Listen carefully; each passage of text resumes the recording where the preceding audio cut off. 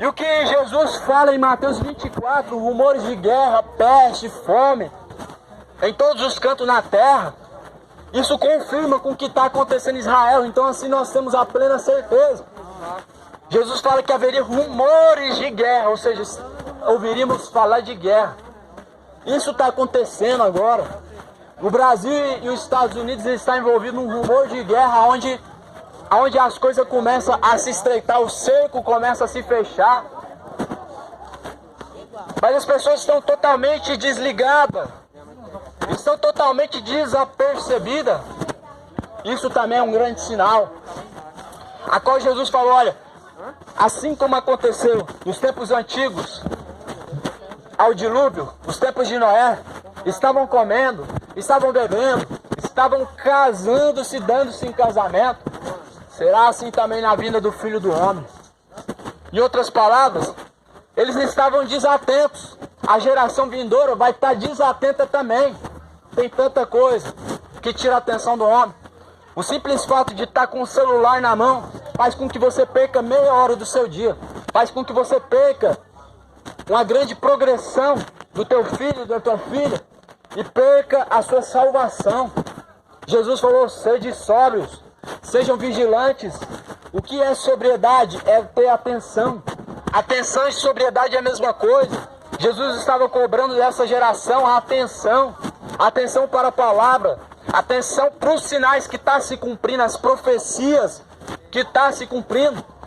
Mas ele disse que como aconteceu nos dias de Noé seria assim também nessa geração. A geração vindoura chegou. Estão desatentos. Estão muito desatentos. Desatentos demais. Estão preocupados no que vai acontecer na novela. Estão preocupados no que quem vai se classificar no futebol, qual time vai jogar. Estão preocupados demais com as coisas terrenas. Se esquecendo que uma promessa nos foi deixada, e essa promessa é a volta de Cristo. É a destruição desse planeta Terra. É esse sinal que Jesus falou, que o povo deixaria de dar crédito. E a mensagem do Evangelho para esses dias de hoje, não é de conforto, não é de consolo. Porque Deus conforta e consola aquele que sofre por Ele, aquele que sofre pelo Evangelho, aquele que por amor de Cristo está sofrendo é consolado. Mas essa terra não sabe o que é sofrer por Cristo, não sabe o que é servir a Deus em verdade e em espírito. E é por isso que não são consolados, mas são exortados a se voltar ao caminho verdadeiro, exortados a se arrependerem. É uma vergonha. Não estou cobrando nada além do que está escrito na palavra de Deus, porque Deus ele não cobra nada além do que nós podemos cumprir. Mas a maior vergonha hoje é das igrejas evangélicas. Olha só, passou a política. Quantos evangélicos estamos vendo hoje entregando um folhetinho da palavra de Deus, ou pelo menos subindo em cima de um trio elétrico como subiram, para anunciar a palavra de Deus? Eu vi com os meus olhos, ouvi pastores subindo em cima de trio elétrico para fazer campanha política. Gastaram milhares com santinho, folhetinho da política para divulgar a campanha. Fizeram bandeiras, saíram nas ruas os evangélicos para poder promover a política. Mas cadê os evangélicos agora? Para promover o reino de Deus, para promover o reino do céu, para anunciar a salvação. Cadê? Então a Bíblia vai dizer, amaram, serviram mais a criatura do que o Criador, que é bendito. Essa é a verdade, honraram mais a criatura, honraram o mundo, honraram o político, honraram o futebol, honraram as celebridades mais o Pai. O Pai não honraram, estão honrando o homem. Agora vai ser cobrado. Cadê os evangélicos que estavam distribuindo folhetinho na campanha política para entregar folheto da palavra de Deus? Cadê os pastores que gastaram com trio elétrico para anunciar sua campanha política? Cadê? Para pregar a palavra de Deus. É tempo de se despertar. O evangelho não é esse aí que vocês conhecem, não. De ficar dentro de quatro paredes. Os apóstolos sangraram fora do templo. Os apóstolos não estavam dentro dos templos 24 horas. Eles estavam nas sinagogas anunciando o evangelho Eles estavam pregando o evangelho nas ruas, curando os enfermos. Não foi dentro de templo. Cadê os discípulos verdadeiros de Cristo? O que eu estou cobrando aqui é dos evangélicos. O que eu estou pregando aqui é diretamente para os evangélicos que dizem: eu amo a Jesus, eu vou morar no céu, eu sou de Deus. Cadê os evangélicos para fazer a vontade do Pai? Cadê? Jesus está falando na sua palavra, no livro de Mateus, capítulo 15, que este povo honra Ele somente com os lábios. Somente com os lábios honram a Jesus Cristo. Mas o teu coração em verdade está distante, afastado de Deus. Jesus mesmo falou isso. Vou ler para você em Mateus 15. Hipócritas, bem profetizou Isaías ao vosso respeito, dizendo: este povo honra-me com os seus lábios, mas o seu coração está longe de mim. Mas em vão me adoram, ensinando doutrinas que são preceitos dos homens. Então é o que Jesus está vendo nessa geração de hoje. Honram somente com os lábios. Com os lábios falam que amam a Jesus. Com os lábios falam que conhecem a Deus. Falam que Deus habita dentro do coração. Mas a Bíblia diz que o seu coração está longe, está afastado. O que tem tomado o teu coração? Porque a Bíblia diz que a boca fala do que está cheio o coração. Se você está falando demais de futebol, Deus não está dentro do seu coração. O que está no seu coração é futebol. Você está falando demais de novela, não é Deus que está no seu coração, mas é a novela. A Bíblia diz que a boca fala do que está cheio o coração, mas Jesus fala: hipócritas, hipócritas, me honram com os lábios, mas o seu coração está afastado de mim. E por que está afastado? É porque tem outras coisas tomando conta. Tem outras coisas que estão a tomar conta. Essa geração é a geração pior que já houve em todos os tempos. Não tem como dizer que Sodoma e Gomorra foi a geração mais pervertida, porque isso seria mentira. Sodoma e Gomorra tentou relações com os anjos. Sabe o que eu vi nesses últimos dias? Uma declaração de uma filha e uma mãe, dizendo que vão se casar, isso no Brasil. Para você ver ao ponto que chegamos. Para você ver a imoralidade, a depravação que chegamos nos dias de hoje. E muitos ficam escandalizados quando vê o que Sodoma e Gomorra fez. Sodoma e Gomorra era um povo que queria ter relações de homens com homens, mulher com mulher, desagradando a Deus e fazendo com que caísse fogo na terra. Uma geração de homens maliciosos.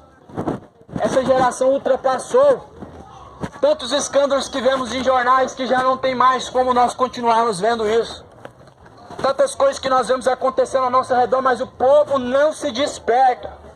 Não se desperta. Continuam honrando a criatura, continuam perdidos no caminho, acreditando que conhecem a Deus.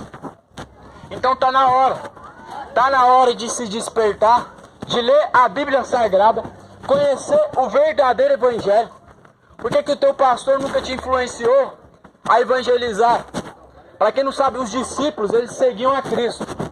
Cristo não estava dentro de quatro paredes, porque senão ele não tinha dito: olha, o Filho do Homem não tem onde deitar, não tem onde reclinar a sua cabeça, mas as aves dos céus têm. Jesus não tinha lugar para ficar, ele estava numa cidade e outra anunciando o evangelho nas ruas, e ele disse: sejais os meus imitadores. E quando Jesus chega ao fim, quando ele vai partir para o Pai, ele diz: ide por todo mundo, pregai o meu evangelho a toda a criatura. Os que crerem e forem batizados serão salvos, mas os que não crerem já estão condenados. Então é tempo de se despertar, meu povo. Servir a Deus não é simplesmente pegar o microfone na igreja, contar um testemunhozinho ali, cantar, louvar. Nunca foi servir a Deus. O engraçado é que muitas pessoas falam: o meu chamado é para tocar violão, o meu chamado é para cantar. E Salmos vai dizer algo: todo ser que tem fôlego, louve a Deus. Louve, tem fôlego, é uma obrigação sua louvar a Deus, porque Ele te criou, Ele fez os céus e a terra.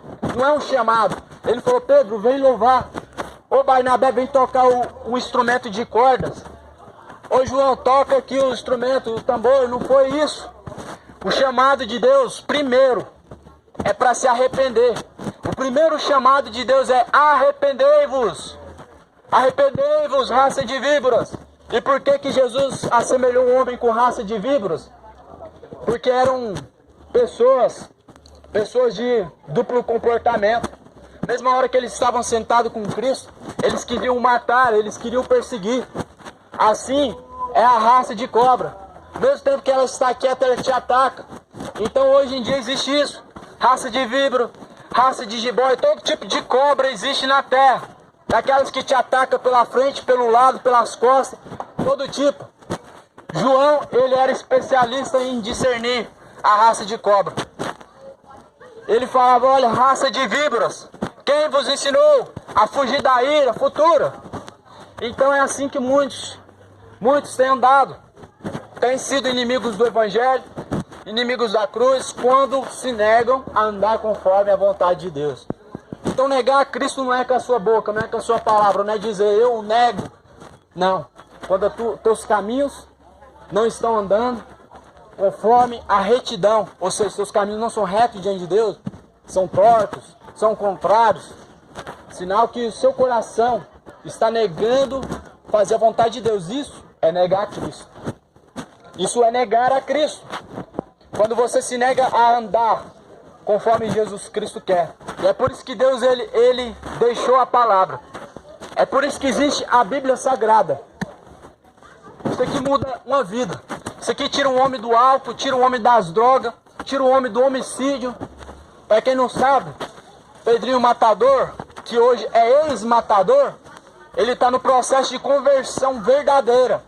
Porque ele encontrou um homem de Deus que está mostrando para ele a Bíblia, a palavra. Matou quase 150 pessoas hoje, conheceu o Evangelho. O Evangelho não mata nem rato mais.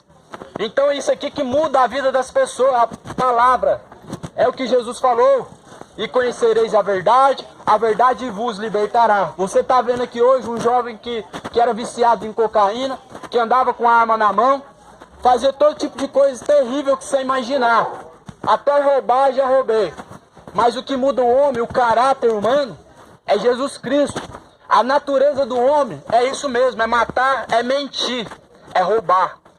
Mas quando o homem conhece a Cristo, ele recebe uma natureza nova. Ele recebe uma natureza na qual faz ele andar em caminhos certos. A natureza humana faz o homem andar em caminhos tortos. Caminhos tortos que fazem curva sempre para a esquerda. A esquerda sempre tende a levar o homem para Satanás e fazendo a vontade das trevas. Mas o homem que conhece a Cristo, ele anda em caminho reto, caminho reto que conduz ele para a salvação. E é por isso que nós devemos conhecer a verdade, para que venha manifestar a luz em nossa vida, para que essas obras das trevas se afastem da nossa vida, tem que conhecer a verdade. É por isso que é tão poderoso o Evangelho, ao ponto que Paulo fala, eu não me envergonho do Evangelho. O Evangelho é o poder de Deus para a salvação daqueles que crê. Agora por que muitos estão se perdendo? Porque não crê. Crê da boca para fora. Falar que acredita é uma coisa. Agora praticar a palavra de Deus é outra. O acreditar não vem de confessar que crê em Deus, mas vem de andar conforme os caminhos que Jesus ensinou. Então é tempo de você acordar para a vida. É tempo de você buscar o conhecimento da verdade para que você seja liberto. O cerco está se fechando, meu amigo. A palavra está se cumprindo ao pé da letra. Estamos vendo as coisas apertando e se estreitando a cada hora, a cada momento. O coronavírus foi a entrada para o fim. Foi a porta que se abriu. O princípio das dores começou agora há pouco. Quando essa doença veio, foi um cumprimento que Jesus falou, haverá pestes. Ou seja, nós estamos no começo ainda, porque vão vir outras que vão assolar a terra. Para vocês que não conhecem a história do Egito, houve pragas, pelo menos 7 pestes assolou o Egito, e o povo não se arrependia e endurecia seu coração. Foi necessário a morte dos primogênitos para que Faraó caísse em si e quebrantasse o seu coração. E a terra está assim ainda. Está morrendo milhares ainda. mas não se desperta, não acorda para a realidade. Então, eu digo a você, seja sóbrio e vigilante, como Jesus falou. Fiquem atentos. Atentos no sinal nos céus e na terra que ele falou, que Jesus falou que haveria para nos alertar. Deus está alertando essa geração. Deus está tendo misericórdia dessa geração. Está dando oportunidade para se arrepender. Todo tipo de pecado é perdoado, Jesus falou. Menos blasfêmia contra o Espírito Santo. Blasfêmia contra o Pai, contra o Filho, Jesus falou que tem perdão. Agora, blasfêmia contra o Espírito Santo, essa não tem perdão. Então, se matou, roubou, prostituiu, não importa, Deus perdoa. Mas tem que se arrepender de verdade. O arrependimento é uma mudança de conduta. É o homem que matava, não mata mais. O homem que se embriagava, não embriagar mais. A mulher que se deitava com vários homens, não se deitar mais e parar de se prostituir. Parar com essa ser vergonhice. Isso é se arrepender.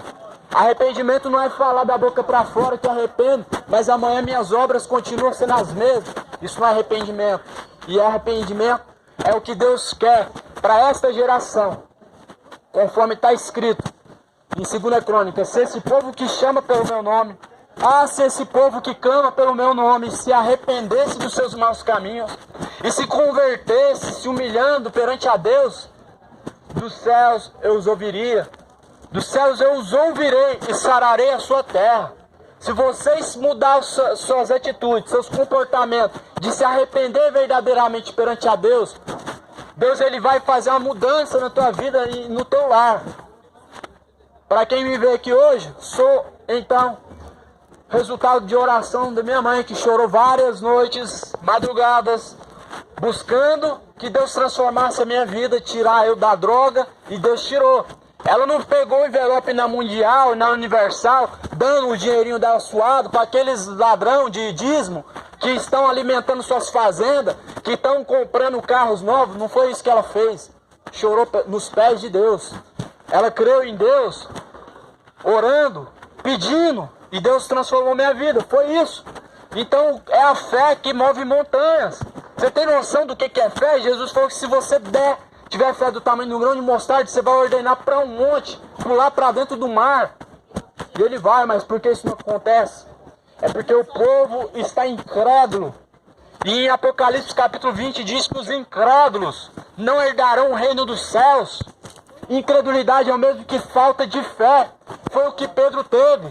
Quando ele começa a caminhar em cima das águas, ele afunda. Ele afundou porque o medo tirou a fé dele. E é isso que está acontecendo. Muitos estão negando a Cristo agora nesse momento. Deixaram o medo dessa maldita doença tomar conta do coração. A verdadeira fé seria confiar em Deus. Simplesmente confiar em Deus. Mas temeram. Quantos se desviaram no caminho, deixaram de buscar Deus e não voltaram mais? É porque fizeram simplesmente como Pedro. Deixaram o medo tomar conta e a fé se desvaneceu no caminho. Então é isso. Não acredita em fogueira santa. Não gasta seu dinheiro dentro de Mundial, pegando envelopes. Não é isso que vai mover o coração de Deus. Você quer um sacrifício agradável a Deus? Está aí em Salmo 51, versículo 11.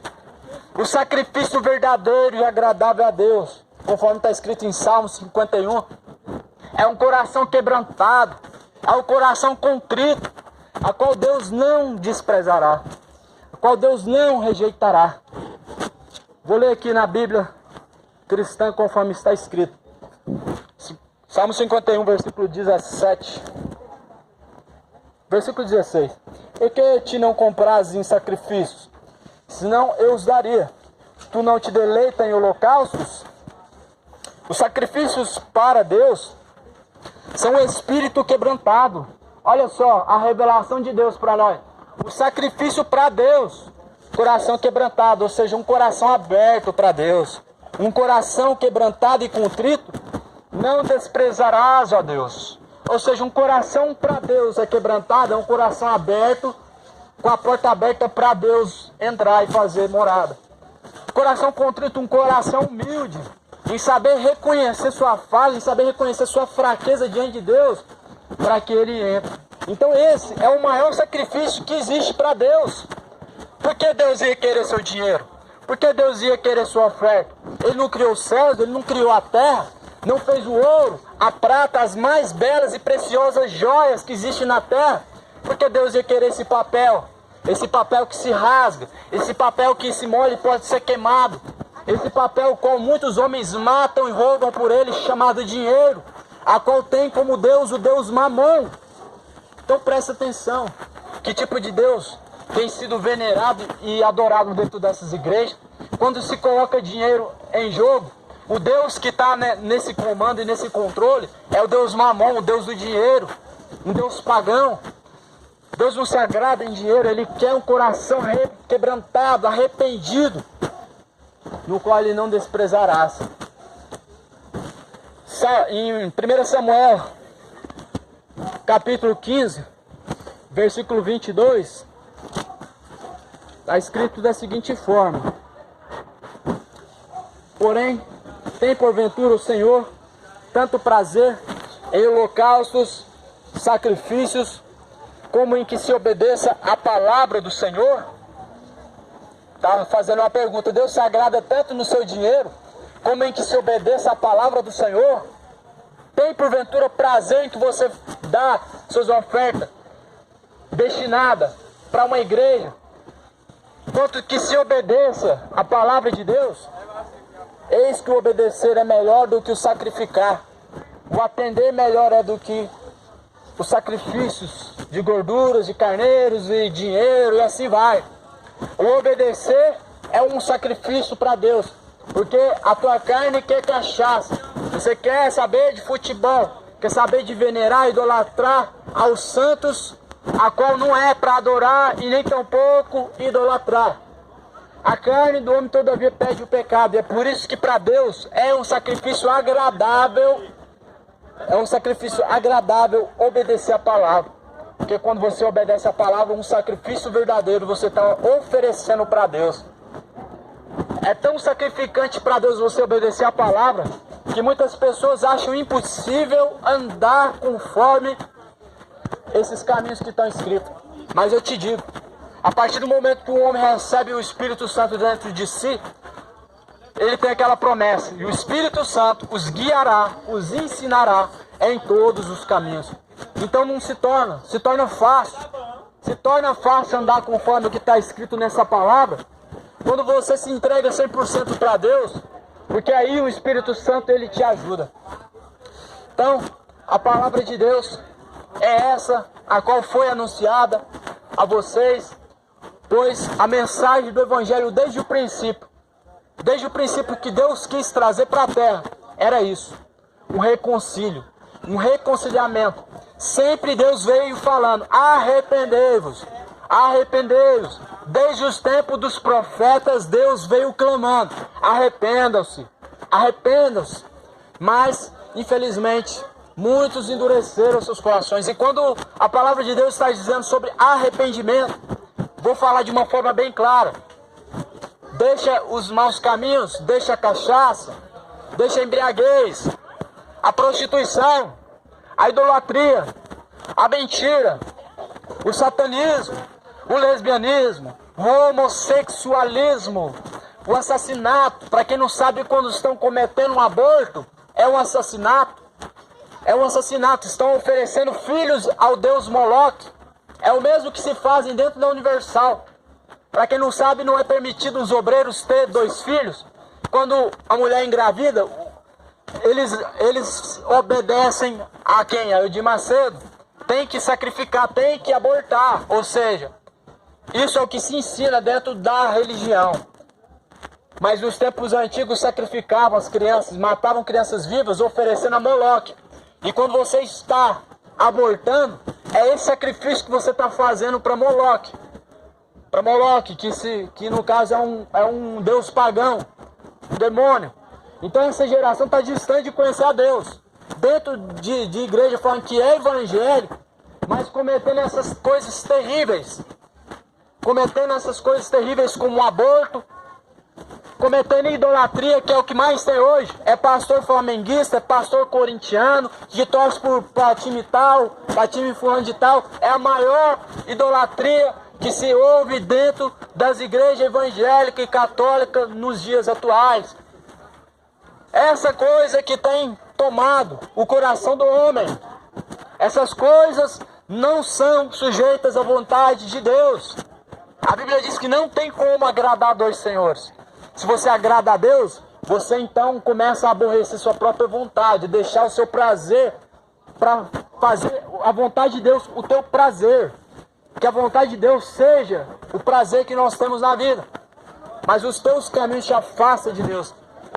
Ao ponto que a Bíblia vai dizer: há caminhos perante os olhos do homem que parece ser bom no começo, mas o fim dele é a morte, o fim dele é a condenação. O fim desse caminho te conduz para o inferno, te conduz para o fogo que nunca se apaga. E é aí que está o maior erro de muitos.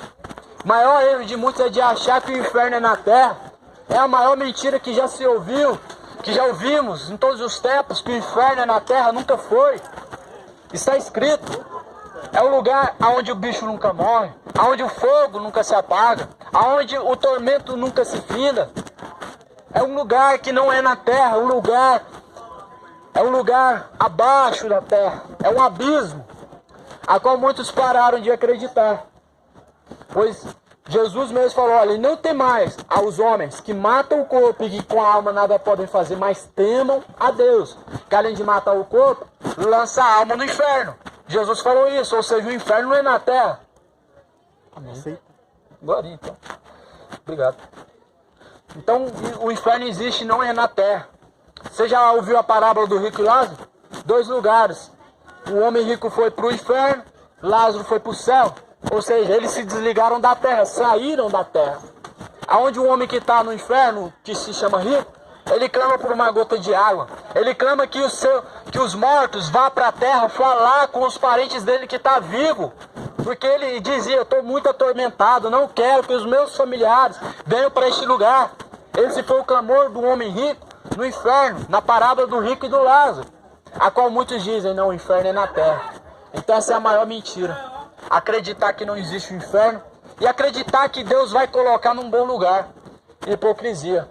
Não buscou a Deus, não quis saber de conhecer a Deus, e agora Deus coloca num bom lugar, agora Deus coloca nos céus. Se fosse assim, Deus contradiria a palavra dele, ele seria mentiroso e ele não honraria a si mesmo, se Deus voltasse atrás com o que ele falou. Então meu povo está sendo destruído, porque lhes faltou o conhecimento. Está. Errais por não conhecerem as Escrituras, nem o poder de Deus. Jesus Cristo está voltando, meu povo. Se arrependam. Busca o Senhor enquanto se pode achar. Invoca Ele enquanto Ele está perto.